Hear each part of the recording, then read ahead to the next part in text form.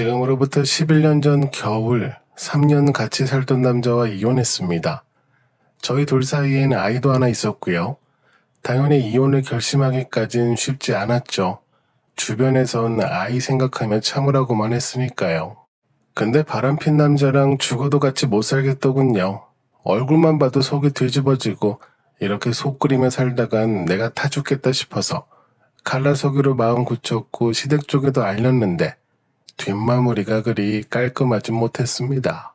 당연히 위자료도 받았고 재산도 나눴습니다. 근데 그 돈이 참 아까우셨나 봐요. 끝까지 위자료 이야기만 하셨거든요. 그렇게 양육권 문제까지 나오게 되었고 저에게 양육비 주는 게 그리도 억울하신지 전 남편은 시부모님 가게에서 일하고 있었거든요.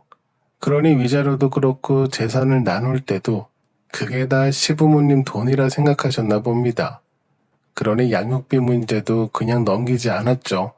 아이 하나 키우는데 무슨 돈이 그렇게 드냐면서 밤낮으로 저를 들들 볶아대는 통에 사람 혼을 쏙 빼놓고 심지어 저뿐만 아니라 가만히 잘 자고 있는 아이를 데려간다고 불쑥 나타나 그러질 않나. 아이 앞에서 못할 짓 많이 하셨죠. 덕분에 결국 양육권 포기하고 나왔고요. 이혼했을 당시엔 34살이었습니다. 그전까진 육아하느라 거의 집에만 있었고 틈틈이 시댁 가게 일을 도와준 것 말고는 없었어요.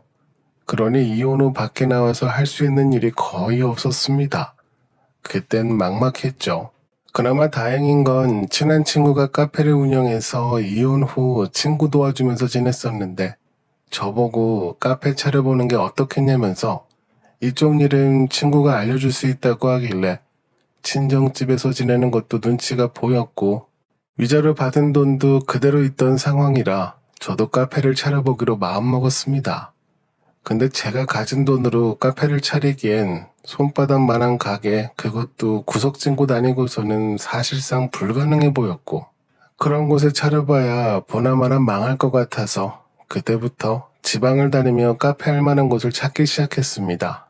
이것저것 살펴보다가 직장인들이 많이 보이는 장소를 찾았는데 길가 건물도 허름하고 오래돼 보이긴 했어요. 혹시나 해서 부동산에 들어가 알아봤고 카페 이야기를 하자 딱 좋은 곳이 있다며 저를 어디 국밥집 앞으로 데려가는 겁니다. 근데 규모가 상당했거든요. 이렇게 넓은 가게는 필요 없을 것 같았는데 알고 보니 그 국밥집 옆에 조그맣게 빈 가게가 있었고 그곳 주인이 국밥집 사장님이라면서 예전에 거기가 분식집 하던 곳이었는데 장사가 잘 안 돼서 접고 나갔다고 비어있게 된 지 한참이라고 하길래 카페 하는 친구랑 같이 와서 보기도 했고요. 그렇게 그곳에서 터를 잡고 카페를 시작했어요. 근데 장사가 안 돼도 너무 안 되는 겁니다.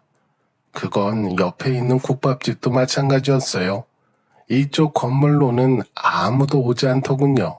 그렇게 몇 달을 마음고생하며 지내다가 국밥집 사장님도 도저히 안 되겠다고 생각했는지 가게 리모델링을 했고 그러다 보니 손님은 더더욱 없었죠. 리모델링 공사하는 사람들만 왔다 갔다 하고 말았으니까요. 그러던 어느 날 옆집 공사하는 아저씨 한 분이 저희 카페로 오시더니 냉수 한 잔 얻어먹을 수 없겠냐고 하셔서 날도 후덥지근하길래 얼음 잔뜩 넣어서 물 한 컵을 드렸거든요. 근데 그 다음날부터 거기 일하는 분들이 돌아가면 저희 카페에서 물 좀 달라고 하시는 겁니다. 당연히 공짜로 달라고 했죠. 카페 근처에 아무도 없는 것보단 그래도 사람들이 와서 뭘 마시는 것처럼 보이는 게 가게에 도움이 될 것 같다 생각이 들어서 얼음을 달라는 대로 다 드렸습니다. 나중에 국밥집 사장님이 와서 그 모습을 보시고는 저보고 정말 고맙다고 어쩜 마음 씀씀이가 요즘 사람답지 않게 따뜻하냐고 하시더니 다음날 가게로 생수 몇 박스를 보내주는 겁니다. 그리고 그날 오후에 어떤 아저씨가 오더니 얼음 배달 왔다고 어디다가 두면 되냐고 하길래 알고 보니 국밥집 사장님이 보내셨던 거였어요. 근데 저희는 제빙기가 있어서 괜찮다고 필요 없다고 돌려보내려고 하는데 그 얼음 배달 온 아저씨가 저희 카페 앞에 나란히 앉아서 물 마시고 있는 사람들을 보고는 요즘은 냉수도 돈 받고 팝니까? 하는 겁니다. 가뜩이나 그것 때문에 요즘 속이 말이 아닌데 얼음 파는 아저씨가 할 소린 아닌데요. 했죠. 그러자 그 아저씨는 혼자 웃기 시작하더니 그럼 나도 그 물 한 잔 사 먹어봅시다. 얼마요? 이러길래 저도 오기가 생겨서 공짜라고는 못하고 1,000원이라고 했더니 그 자리에서 1,000원을 주며 한 잔 달라고 웃으며 말하길래 당당하게 그 돈 받고 얼음 가득 채우다가 제일 큰 컵에 따라서 줬습니다. 그 아저씨는 그 차가운 물을 한 번에 다 입에 털어넣더니 아우 파는 물은 다르긴 다르네. 엄청나게 시원하구먼. 하면 나가더군요. 근데 문제는 그날 이후로 계속 오는 겁니다.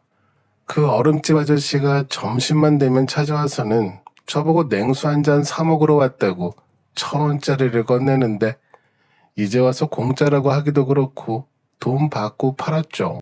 옆 가게 리모델링 하는 내내 찾아온 것 같아요. 내가 만만해 보여 저러나 싶어 단 한 번 웃은 적도 없고 사적인 대화도 절대 나누지 않았습니다. 그렇게 더운 여름이 가고 가을이 되었을 때 공사도 마무리되었어요. 옆 가게 리모델링이 잘 돼서 그런지 찾아오는 손님들이 점점 늘어나기 시작했고 덩달아 저희 가게도 손님이 늘었습니다. 그전까진 매달 적자만 나다가 처음으로 수익이 생겨보기도 했고요. 물론 그 아저씨는 꾸준히 찾아왔어요. 제가 한 번은 이제 돈 받지 않겠다고 날도 선선해져서 얼음 장사도 힘들 텐데 그냥 드리겠다고 했더니 저보고 자기 얼음 장사 아니라고 막 웃는 겁니다. 그때 얼음 배달은 친구 부탁으로 온 거고 자기는 원래 떡집을 하고 있다면서 부모님 대대로 물려받았다고 하며 자기 이야기를 쏟아내길래 무슨 저렇게 말 많은 남자가 있나 싶어 무시했습니다. 한동안 저희 카페는 그럭저럭 잘 되었어요. 옆 가게 손님이 늘어나는 만큼 저희 카페도 수익이 늘어났으니까요. 근데 길 건너편에 대형 카페가 하나둘 생기기 시작하면서 또 위기가 찾아왔습니다. 뭔가 차별화를 해야 한다고 생각했죠. 커피 말고도 뭔가가 더 있어야 한다 생각해서 케이크를 팔아볼까 하다가도 너무 비싸고 뭐가 없을까 고민한 끝에 떡을 같이 팔아보는 게 어떨까 싶었습니다. 그 아저씨 영향도 크긴 했어요. 매번 저희 카페에 오면 떡집 자랑을 그렇게나 늘어놓고 갔으니까요. 거기서 물건을 좀 받아다가 같이 팔아볼까 생각했습니다. 그러면서 그 아저씨 연락처도 받았고요. 근데 문제가 커피랑 어울리지 않았어요. 달짝지근해야 커피랑 같이 먹기 좋은데 그 아저씨네가 파는 떡들은 맛은 있는데 커피랑 먹기엔 너무 밋밋했습니다. 결국 이것도 아닌 건가 싶었죠. 제가 시큰둥하니 그 아저씨는 필사적이었습니다. 세상 모든 종류의 떡은 다 갖고 와서 저보고 먹어보라고 이건 괜찮지 않냐면서 제가 아닌 것 같다고 하면 엄청 상처받아서 돌아갔고요. 그래도 짜증 한번 내지 않더군요. 그나마 어울린다고 생각하는 건 찹쌀떡이었는데 속에 팥 대신 다른 걸 넣어보자고 생각해서 제 친구에게도 물어보고 레시피도 찾아보며 그때부터 크림떡을 팔아보기로 했습니다. 안에 크림을 꽉 채워서 먹어보니 맛있었거든요. 겉에 찹쌀 반죽은 그 아저씨 도움이 컸어요. 만두피처럼 찹쌀떡을 펴서 크림을 넣고 빚는 거라 밤마다 제가 직접 만들기 시작했습니다. 정말 다행히도 크림떡 반응이 너무 좋아서 매출도 예전 그 이상으로 올라가게 되었어요. 돈 벌어서 제일 좋았던 건 내 아들에게 이쁜 옷 입히고 맛있는 거 사 먹이고 주말마다 만나는데 그날만 기다렸습니다.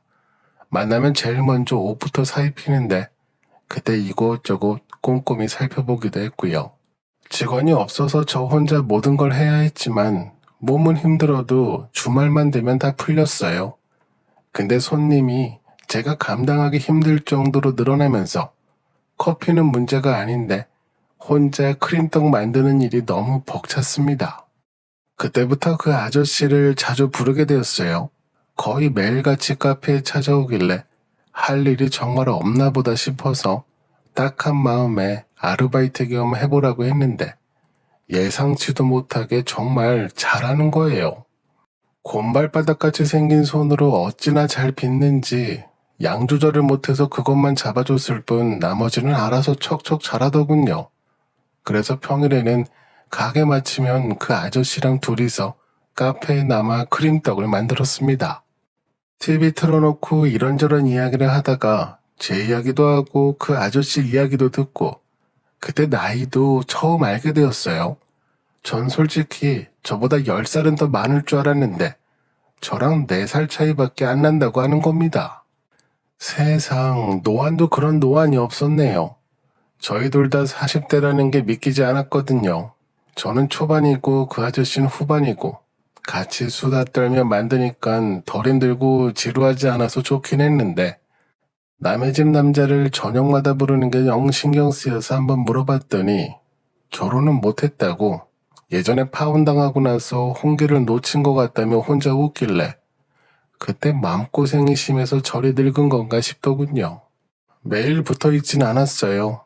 그 아저씨 일이 바쁘면 안 오기도 했고 못 오게 되면 자기가 집에서 만들어다가 저에게 가져다 주기도 했으니까요. 나중에는 납품 비슷하게 그 아저씨 떡집에서 만들어서 가져오고 그걸 제가 팔고 동업 비슷하게 꽤 오랜 시간 지냈습니다. 카페 매출도 안정적으로 나오면서 돈도 모이기 시작했고요. 열심히 모아서 우리 아들 다시 데려오자고 생각했습니다. 근데 기다렸던 아들이 아니라 다른 게 오더군요. 전 남편이 8년 만에 찾아왔습니다. 사실 그날 아침부터 알고 있긴 했어요. 저희 가게 반대편에서 누가 계속 쳐다봐서 누군가 했더니 전 남편이었거든요. 근데 들어오지는 않고 염탐하듯 지켜만 보길래 민망해서 그런가 싶었는데 알고 보니 저희 카페 장사가 잘 되는지 확인하러 왔던 거였습니다. 그러고도 남을 사람이긴 했죠. 주말에 아들에게 줬던 용돈도 전 남편이 뺏었다고 했을 정도니 사정이 좋지는 않은 것 같았거든요. 역시나 그날 밤 가게 정리하고 혼자 크림떡 만들고 있는데 전 남편이 들어오는 겁니다. 아주 자연스럽게 제 맞은편에 앉더니 그동안 잘 지냈냐고 자기가 반성도 많이 하고 너무 그리웠었다. 혼자서 외로웠었다고 하는데 찾아온 용건이나 말하고 나가라고 잘랐죠.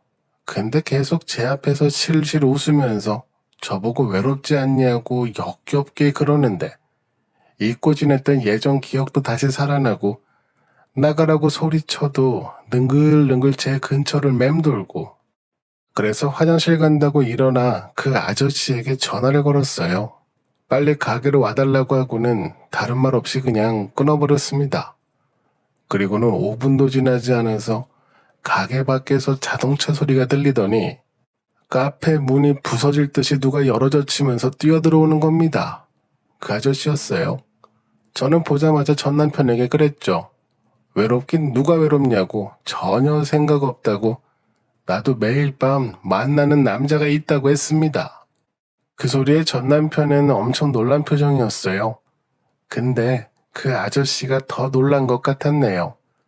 그러자 전 남편은 그 아저씨를 뚫어지게 보더니 저보고 바다까지 갔냐며 저딴 늑다리를 만나냐고 저에게 막 소리를 지르는데 저보고 가볍다 싸 보인다 돈 때문에 그러냐. 정말 입에 담기도 힘든 치욕스러운 말을 뱉는데 생전 처음 들어보는 소리에 저는 넋이 빠져 있었고 그때 그 아저씨가 냅다 달려오더니 전 남편이 입을 손으로 틀어 막는 겁니다.